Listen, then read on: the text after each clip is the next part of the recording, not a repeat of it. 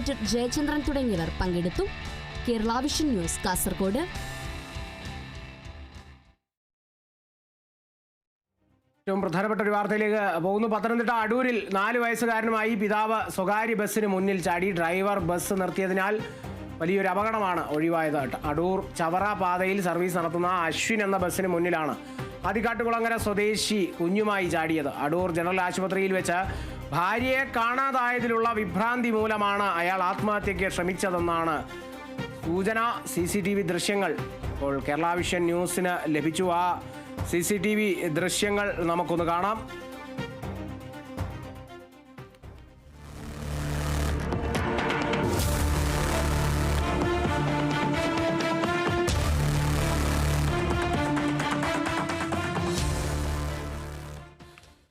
ഭാര്യയെ കാണാതായതിലുള്ള മാനസിക വിഭ്രാന്തിയാണ് ഇത്തരത്തിലൊരു പ്രവൃത്തിയിലേക്ക് ആ യുവാവിനെ നയിച്ചത്.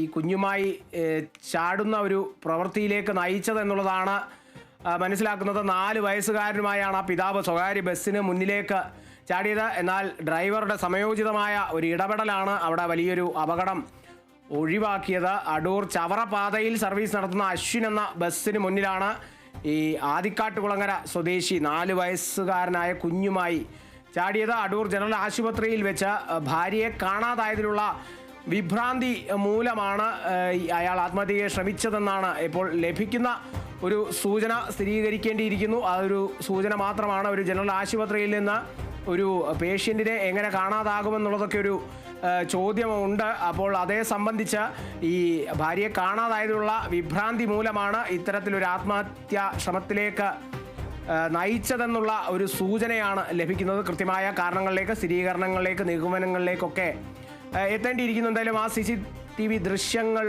ഞെട്ടിക്കുന്നത് തന്നെയാണ്. പത്തനംതിട്ട അടൂരിലാണ് 4 വയസ്സുകാരനുമായി പിതാവ് സ്വകാര്യ ബസ്സിന് മുന്നിൽ ചാടിയത്.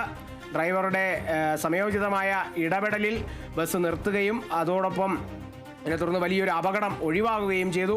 അടൂർ ചവറ പാതയിൽ സർവീസ് നടത്തുന്ന അശ്വിൻ എന്ന ബസ്സിന് മുന്നിലേക്കാണ് ഈ ആദിക്കാട്ടുകുളങ്ങര സ്വദേശി 4 വയസ്സുകാരനുമായി കുഞ്ഞുമായി ചാടിയത്. അടൂർ ജനറൽ ആശുപത്രിയിൽ വെച്ച് ഭാര്യയെ കാണാതായതിലുള്ള വിഭ്രാന്തി മൂലമാണ് ഇയാൾ ആത്മഹത്യയ്ക്ക് ശ്രമിച്ചതെന്നാണ് ലഭിക്കുന്ന സ്ഥിരീകരിക്കാത്ത സൂചനകൾ.